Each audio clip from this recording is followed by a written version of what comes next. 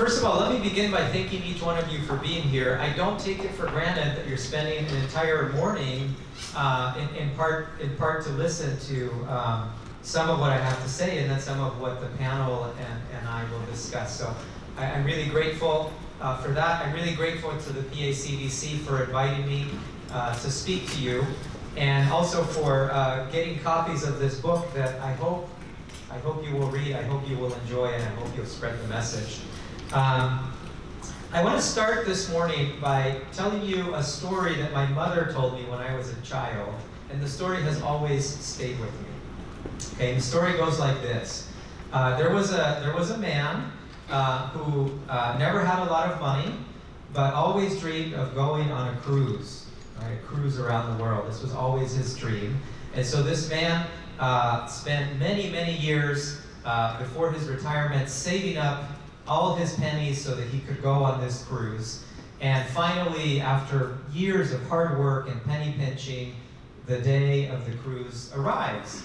And he had spent so much of his money saving for the ticket itself, that he said, you know, I don't have much money left.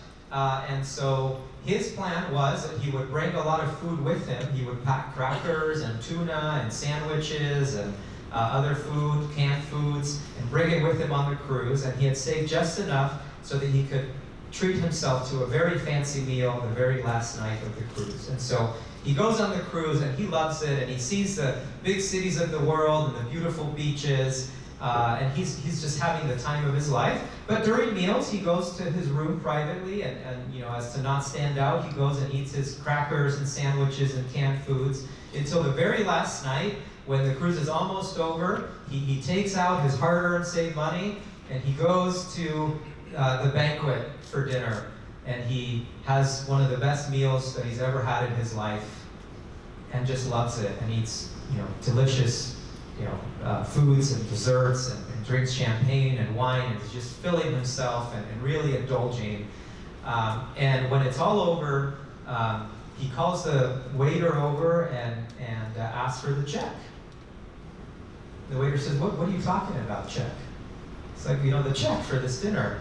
And the waiter's like, no, like your meals are all included in the price of your ticket. And when my mother told me that story when I was a kid, my reaction was, what an idiot.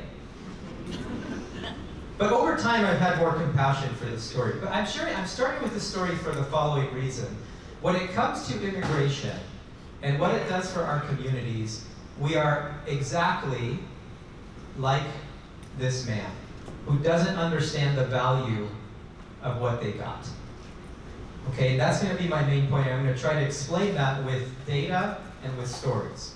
Okay, the question I'm going to try to address this morning is what happens to your communities when immigrants arrive. You're interested in development, community development in one way or another. What happens to your community when immigrants arrive?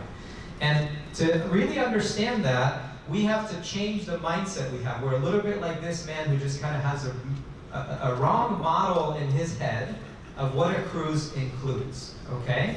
So let me start with the two dominant models or stories that we tell ourselves about immigrants, okay? So when immigrants arrive to a community, there are basically two stories that we all believe. And you probably believe one or the other, okay? The first story is what I call the villain story. Immigrants are villains, okay? If you're paying attention during political season, you hear this story in the news all the time. Immigrants are here to steal your job, rape your daughter or sister, and undermine the culture that you love so much, okay? Immigrants are here to hurt us, okay? There are entire political parties built on a platform with the immigrants as villain message, not just in the United States, but if you pay attention to the far right in France, you go to the UK, you go to Australia, you go to France, you go to any country that receives immigrants in substantial numbers, and the villain narrative is alive and well, okay? Here's what's interesting. The other most common narrative is not a clear alternative to it. In our country, the United States, this is a story that I call the victim story, immigrants as victims. And in the United States, it's illustrated by the Statue of Liberty.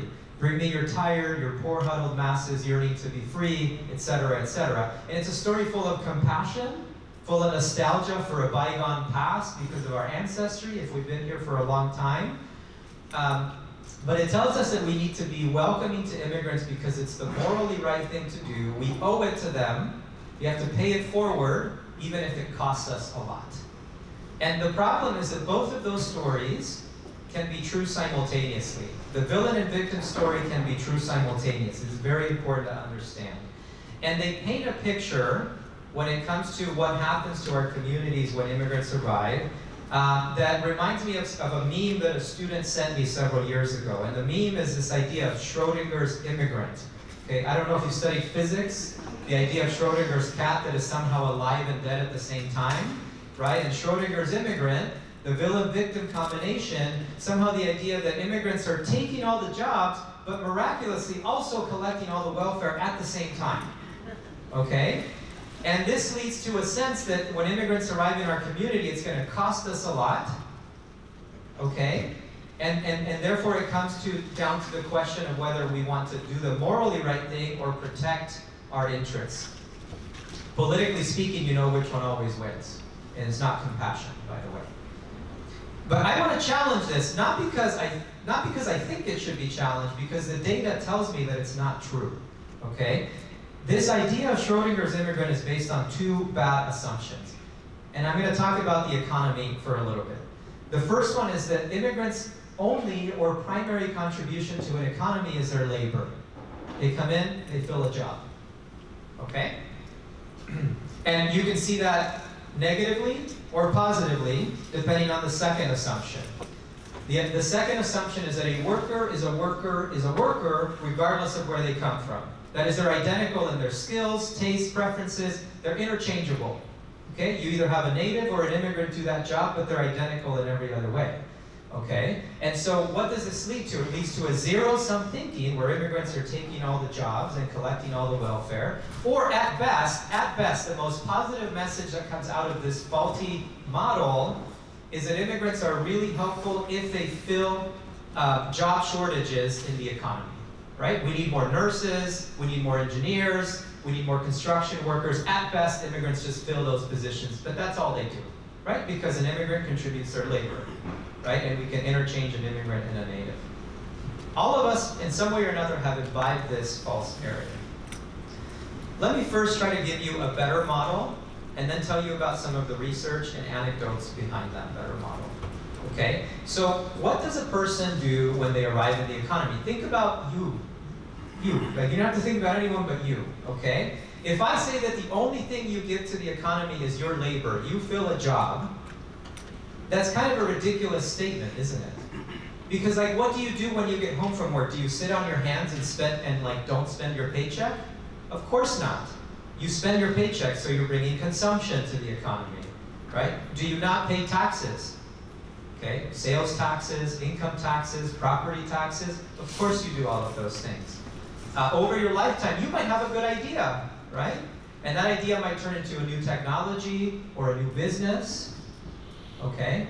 By the way, you might bring different tastes and preferences to the economy as a consumer, so you might foster the introduction of new products and services. You're an investor, whether you invest for retirement, whether you invest in a business, whether your presence causes population growth that leads businesses to invest in their growth. So the point is, you are a multifaceted contributor. Every person contributes what I call the big 5 inputs into the economy. Talent, consumption, taxes, investment, and innovation. We all do that. Some of us do it more than others.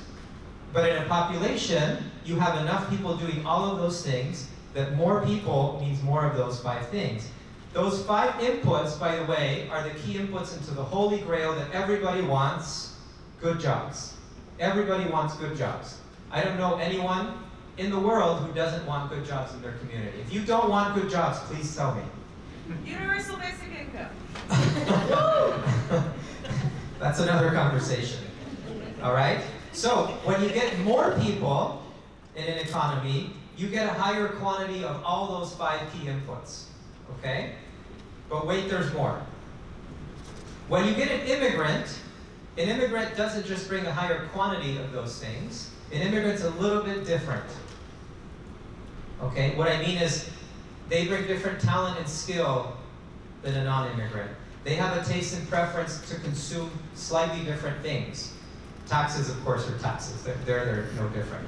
They might have interest in investing in different ways, social networks that lead to different sources of capital if they're starting a business. They have different ideas and training that lead to different kinds of innovations, both technological, product, etc. So you get a quantity and a variety effect when immigrants arrive. That is a correct economic model based on empirical evidence. Okay? So if you're an agency, government, private, or whatever that's interested in community development, you cannot ignore immigration if you understand this model. Because you need these 5 inputs, and you need a greater variety of these 5 inputs. Let me show you how this works, okay, with some stories and evidence. Now, let's start with the most basic. Do immigrants plug holes in the labor market? Absolutely.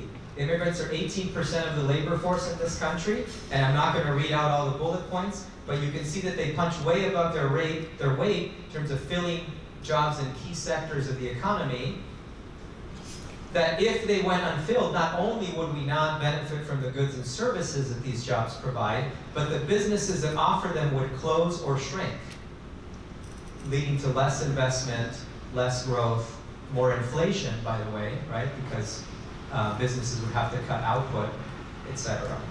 But there's so much more than that, right? If a conversation ever gets positive about immigrants in the economy, it only kind of ends here. So let me tell you how much more there is once you understand that model that I just shared with you. So let me tell you one thing that's going to happen, okay? So immigrants are going to come in and they're going to start spending their money in the supermarket aisles, in schools, in the movie theaters, etc. Okay, so they're going to spend. But I want you to do a mental exercise with me, okay? I want you to imagine the aisle of your favorite supermarket, or the place where you go shopping for stuff the most, okay? You can close your eyes if you want to really visualize this. Okay, picture the aisle. Now start picturing the things that you put in your shopping cart. Okay? Delicacies, staples, okay? Now I want you to remove from your shopping cart any product that was introduced to your supermarket by an immigrant. Pasta would be gone. Sushi would be gone. Pizza would be gone. Okay? Spaghetti sauce would be gone. Pierogies would be gone. And on and on and on and on. Okay? And I bet you your shopping cart would be less than half empty. So immigrants aren't just increasing the quantity of the consumption, they're increasing its variety by introducing new products, goods, services, things that you spend your time on, right? If you like sports, okay, and you like basketball, that was introduced by an immigrant, by the way, okay? And that's true for a lot of the things that we spend our time and money on, okay? Here's an example that always surprises people. How many of you here like salsa? The music, not the food, salsa? Okay. So, where was salsa created? Where is it from? Does anyone know? Huh? Cuba? It's a good guess, but it's not. Huh? Brazil is also a good guess, but it's not. New York. New York City. New York City, Brooklyn, right? It was a bunch of immigrant musicians who started jamming with native musicians, and out came this new genre that we all love to, spend time and money on. So, salsa is emblematic of all these recombinations that happen when the tastes of immigrants and natives show up. And not only do they make your life more interesting, but salsa has created, as a new genre of music, created new jobs, okay, created spending, created a whole ecosystem around it that came from the interactions of natives and immigrants. And we see this, by the way, with all kinds of products and services. Let me move on to something else. Immigrants are 80% more likely to start a business than natives. 80%, so nearly twice as likely, okay? Many of the businesses that get started in your community start because someone who's different came with a different idea and commercialized that idea, okay? And this is a chart by, in a study by my colleague Danny Kim at Wharton, and this chart is really interesting for 2 reasons, okay? So let me just help you understand how to read it. So we have here the rate of essentially the rate of entrepreneurship among immigrants and natives on the vertical axis. And this is the number of jobs those businesses create 5 years after they're founded. Now, what you see is here, there's very few large employers. That's true in every community, right? There's very few large employers and a lot of small employers. But the really interesting insight here is not only that immigrants are 80% more likely to start a business than a native, but if you compare the dotted line, which is the rate of founding for natives, and the solid line, which is the rate of founding for immigrants, you see that the rate of founding for immigrants is higher at all size levels. That is, that regardless of the size of the business, from the mom and pop restaurant in the corner to Google, Duolingo, and the biggest, Fortune 500 in the world, immigrant-started businesses create more jobs. Okay, immigrants are net job creators, not net job takers. Here's another story that I want to tell you. You often see announcements like this about an investment being made that creates jobs. Okay, in this case, this is a chip component plant. This is high-skilled manufacturing. Okay, $300 million of investment. About 200 jobs, 200 high-skilled jobs created, of all places, in hometown Pennsylvania. Has anyone ever been to hometown PA? A couple hours from here, population 3,500. Okay, this just happened last year. Okay, again, everybody wants this kind of investment creating this kind of jobs. Now, what does this have to do with immigration? I always, because it's what I study, these announcements always catch my attention. Here's what I found very interesting about this one. It struck me that hometown PA is a very weird place to have this kind of investment creating this kind of jobs. 3,500 people, very far from any big city. And so I started digging into what was going on. And I learned that hometown Pennsylvania was founded in the early to mid 1800s by Germans. In fact, they only spoke German there for a few decades.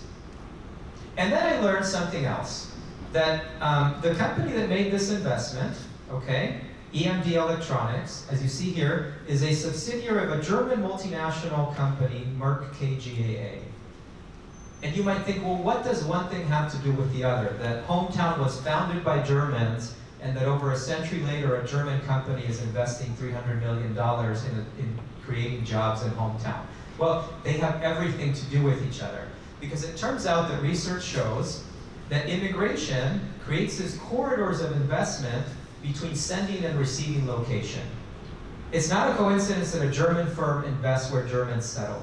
And this is true whether we're talking about first-generation immigrants or the ancestral immigrants that arrived over 100 years ago. Okay? Why? Because it's hard for a foreign company to figure out where to invest. There's a lot of uncertainty. Okay? There's a lot of trust issues. There's a lot of informational issues. And immigrants create these corridors of information and trust that just pull investment from their home countries. Okay? I have spent 2 decades studying this.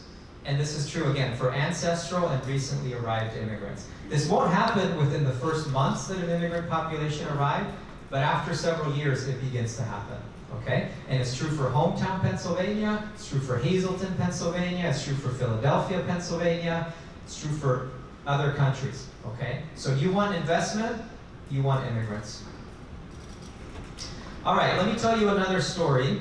I'm starting to wind down here. So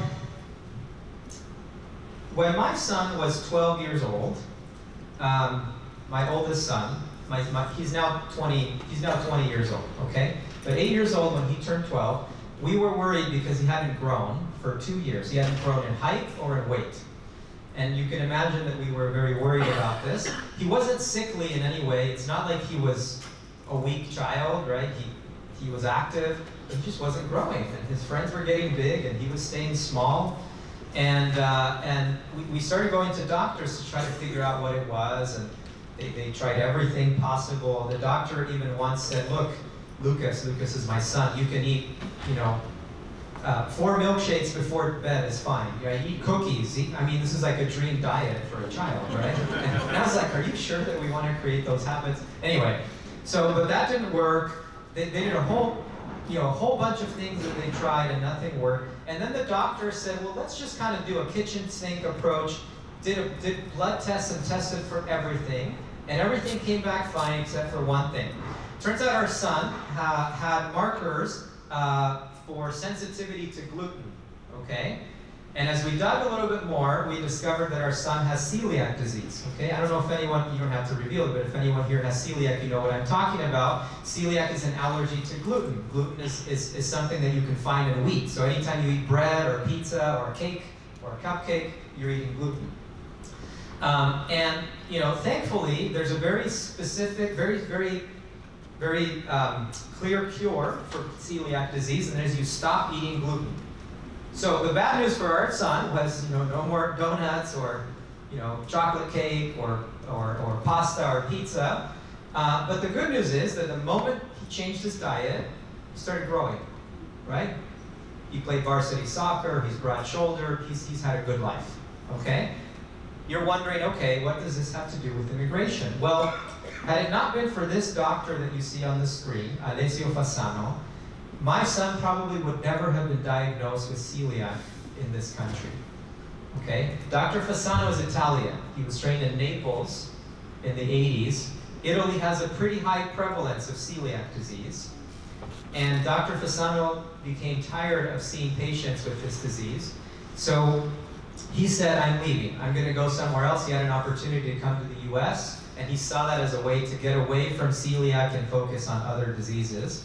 But he arrives in the US, and he starts seeing symptoms that look familiar. And the prevailing wisdom at the time was that the US had no celiac disease. It wasn't a thing here. But Dr. Fasano gets here, and he's like, this is weird, right? I mean, it's not like Italians and Americans are genetically that different. It's not like we eat foods that are that different. So he started doing what good scientists do and running clinical trials and doing tests, and lo and behold, he discovered that the US actually has a rate of celiac that is equally high as Italy. And he revolutionized medical practice, okay?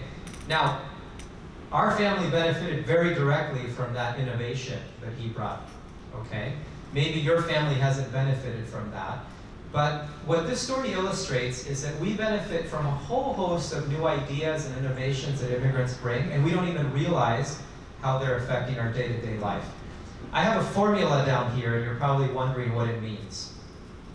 A study recently showed that immigrants are only 16% of inventors in the US, but they are responsible for 36% of all patents in the US. That is, they punch more than double their weight in the population, okay? And that number can be broken down into two quantities. Immigrants are directly responsible for patenting 23% of patents in the US, that is, they're inventors on record on those patents. But here's a really cool part. The other 13% comes from immigrants working with native-born inventors and making native-born inventors more innovative. Why? Because the immigrants connect them to new sources of science and information. The immigrants give them new ideas, and native inventors then combine those ideas with the new knowledge they get from interacting with immigrants, and they are more inventive, okay? So this is a win-win, okay? It's not that immigrants are more inventive at the expense of natives, they make everybody more innovative, okay? And this is true for highfalutin stuff like patents, technology, and celiac disease, but it's also true for a lot of the lowbrow products and services that you buy and spend your time and money on every day. All right, I'm almost getting to the end here. Let me tell you about one more thing that immigrants do when they arrive into your community, okay? And I know that it might seem obvious, but it's also underestimated. Immigrants pay taxes, okay? They pay taxes that keep key services and government programs at the local and national level alive. The latest estimate, and this is, by the way, a low estimate for reasons I'll explain in just a minute, is that each immigrant, on average, contributes $259,000 net positive taxes to the United States. That's after you account for the services they use, okay? If that number doesn't surprise you, I'll give it to you in another way. If you add that number up by all the immigrants in this country, that's over $10 trillion in taxes That's in net present value terms. That is assuming we get the money right now. The real number is much bigger, spread over many years, so this is discounting the number to net present value terms. Now, at the local level, it's true that when immigrants arrive at first for a city or a state, they are costly, okay? One estimate shows that states on average spend about $1,600, again in net present value terms, per immigrant. If you work with immigrants, you're aware of this. For example, immigrants, it takes money to, say, pay for the schooling for their children, or sometimes healthcare costs, or additional policing, or you might need to spend a little bit more money to upgrade roads or provide other services. So it's true, new people are a cost in the short run. My kids are a net cost to me, by the way. Okay, so new people always cost at the beginning. But if you have a long-term vision, over time, once you start looking to the immigrants over their lifetime, and then you count their children and grandchildren, those same states get more than double, right, or close to double, about $3,000 per immigrant in net present value tax collection, okay? So immigrants are a short-term local cost, long-term positive local investment, and at the federal level, at the national level, they're a massively positive investment for tax purposes, okay? Of course, we have to manage that short and long term. Now, the one thing I alluded to earlier that I want to say is that these numbers are probably lowball numbers because this is only counting the taxes the immigrant pays directly out of their pocket. What they don't account for, which is a much bigger number, are the corporate taxes that companies pay when they're able to employ immigrants and grow and invest, right, more. And so if you actually account for corporate taxes, these numbers become wildly larger. And by the way, they make every immigrant, even low-skilled immigrants, fiscal benefits, both at the local and national level. All right, so back to this better model I told you. What do immigrants do when they arrive in your community? They increase the quantity and variety of the 5 big inputs into your economy, locally and nationally, which is associated with job creation and economic prosperity. They do this without increasing crime. This has to be said today because of how much we are talking about it in the election. So I'm almost done here, but let me just suffice it to say that if you want to find the people with the lowest criminality in the US, they are immigrants, particularly undocumented immigrants. They have the lowest rate of crime in terms of property crime, violent crime, drug crime, and unfortunately it needs to be said in this environment, crimes against animals too, okay? All right. So just keep in mind that all these economic gains don't come at the expense of your neighborhood becoming less safe. Your neighborhood actually becomes more safe when immigrants arrive. I'm going to skip the next slide, and I want to finish with this. Now, there are a lot of moral and other social considerations that you probably want to think about when it comes to immigration. I think those are valid. I'm happy to talk about them during the panel. But let me just say this. If nothing else, out of sheer demographic desperation, your communities have no choice, okay? This is the rate of immigration in the gray bars of the US over time. Immigration reached about 15% of the population about 100 years ago. It went down to less than 5% as we closed the borders to immigrants for 40 years between 1920 and 1960. And as we reformed our immigration laws, we're living again in an age of mass migration where immigrants are beginning to approach 15% of the population again.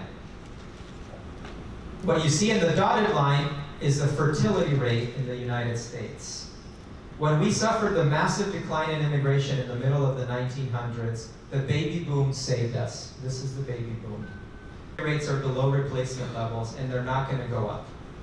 So the only way that our communities are going to have enough people to power everything they need is by importing people, that is by immigration. There is no other choice, okay? We're not going to increase fertility rates, and our aging rates are just going up, and so really we have no other choice than to be good at managing immigration. So the message, not just of my book, but the message for you today is that you give me what's on your wish list for a prosperous society, and it includes all of these things I have on the slide, and immigrants bring a higher quantity and a higher variety of it. And so instead of being scared of immigrants as villains, instead of appealing to pity with immigrants as victims, we can be factually optimistic that immigration is part of the solution. And that's all I have to say today. Thank you very much.